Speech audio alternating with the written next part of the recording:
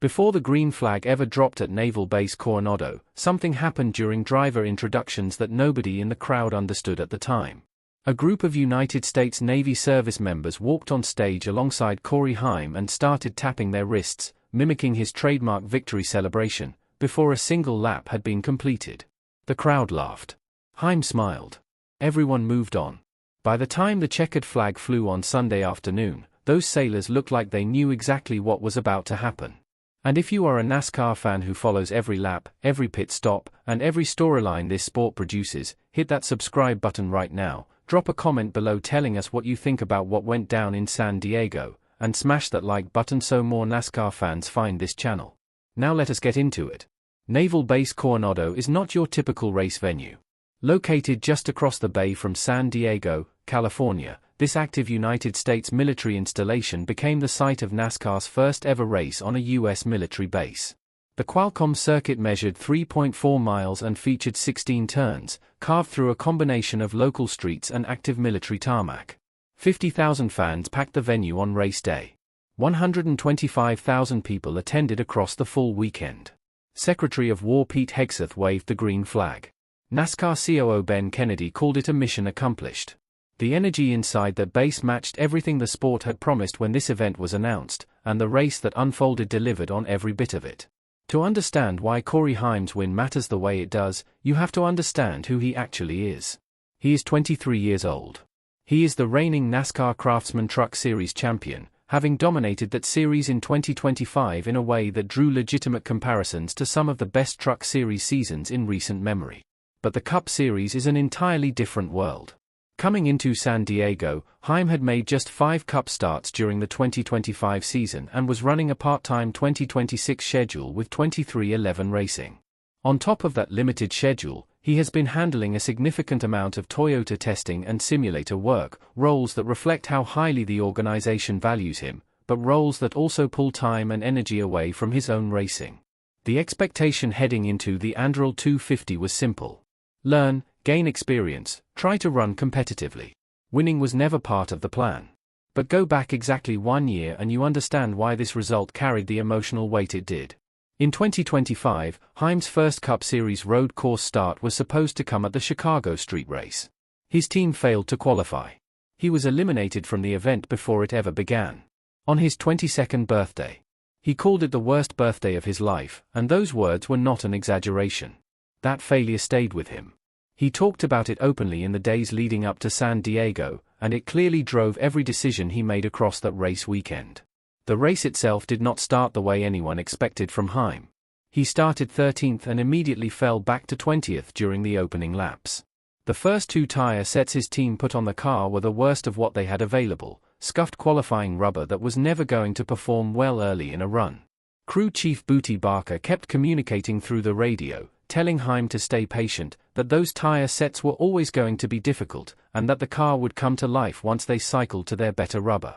Heim trusted that message, stayed composed, and kept his head in the race even when the car was not responding the way he needed it to. Then came the crash that reshaped everything.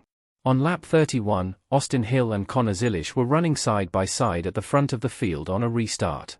Hill carried too much speed into turn 1, locked up his brakes, and drove both himself and Zilisch directly into the outside concrete wall. Zilisch hit the barriers with enormous force and bounced straight into the path of Shane Van Gisbergen, who had backed out of a 3-wide situation a split second earlier. Van Gisbergen had nowhere to go. He drove through both crashing cars and suffered terminal damage to the front of his Chevrolet. Van Gisbergen finished 38th, earning just 1 championship point for an entire weekend of work after claiming the pole position the day before. Zilisch finished 37th. Hill was done for the day as well. When asked about it afterward, Hill did not deflect. "That one's on me," he said. Van Gisbergen was considerably less measured. "I'm filthy," he said. Just like that, 3 of the race's most dangerous threats were gone before the halfway point. With the front runners eliminated, Tyler Reddick moved to the lead and started building what looked like a winning margin. He led 9 laps and was controlling the race with precision.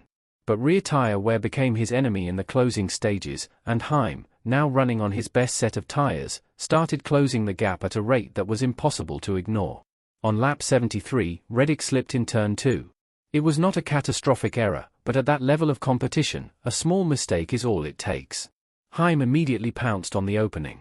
The two teammates ran side by side through turns 3 and 4 with neither driver giving an inch. Reddick tried a crossover move into turn 5 in a last effort to reclaim the position, made contact with Heim's car in the process, and then did something that revealed a great deal about his character. He backed out.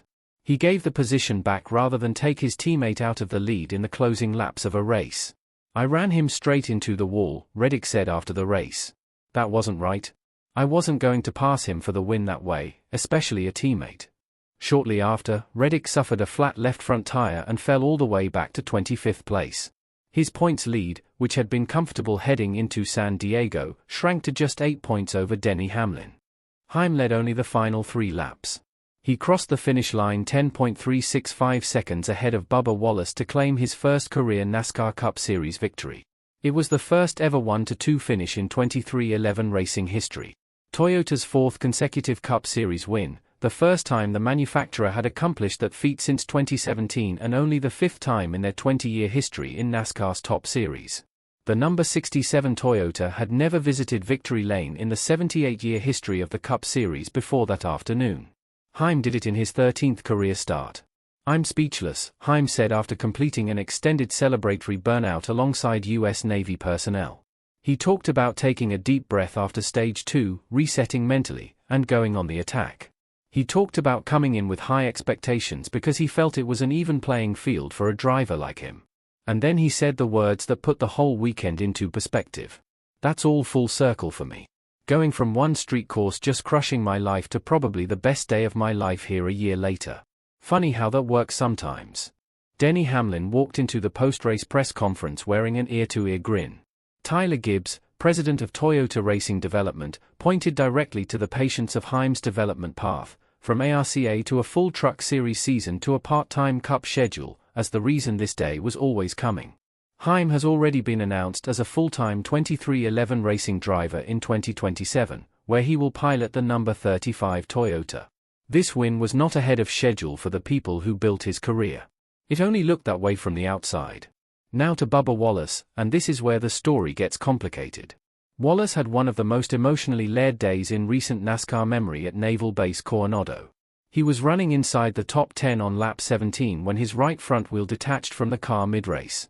The wheel rolled down the track, triggered a caution, and Wallace was handed a 2-lap penalty. He sat stationary in his pit stall for 10 minutes while the race continued around him, 2 laps down, staring at a disaster created entirely by his own pit crew's failure to properly secure a wheel nut. What he did from that point forward was genuinely remarkable. He earned 2 free passes under caution to get back on the lead lap. He drove steadily and intelligently through the field. He worked his way back into contention and ultimately crossed the finish line in 2nd place, the best road course result of his Cup Series career across 40 prior starts on road and street circuits. "I know how much I've struggled and continue to work," Wallace said. He acknowledged Heim's win and praised him genuinely. "My body language and facial expressions will not show it, but I am really excited for Corey and Booty getting him back to victory lane." But underneath that praise was the unmistakable sting of a driver who felt the race was taken from him before it ever had a chance to play out, not by a competitor, but by his own team. The what-if comments. The frustration sitting on that concrete wall. The words about how hard the Cup Series is, about managing expectations, about what rookies face. Heim heard something in all of it. Something that lit a fire. Then came the suspensions. On June 24, 2026, NASCAR made it official.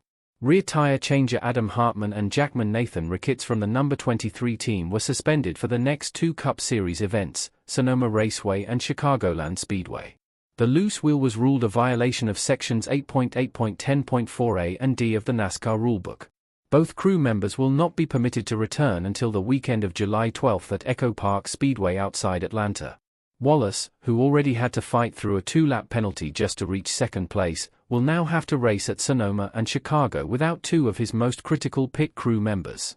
The man overcame a disaster to nearly win the race, and now his team heads into the next 2 weekends shorthand because of the exact same disaster. Pulling back to the broader picture, the Anduril 250 reshuffled the entire 2026 Cup Series landscape. Shane van Gisbergen, who needed this final road course stretch of the regular season to punch his ticket into the NASCAR playoffs, left Coronado with 1 championship point and a 38th place finish.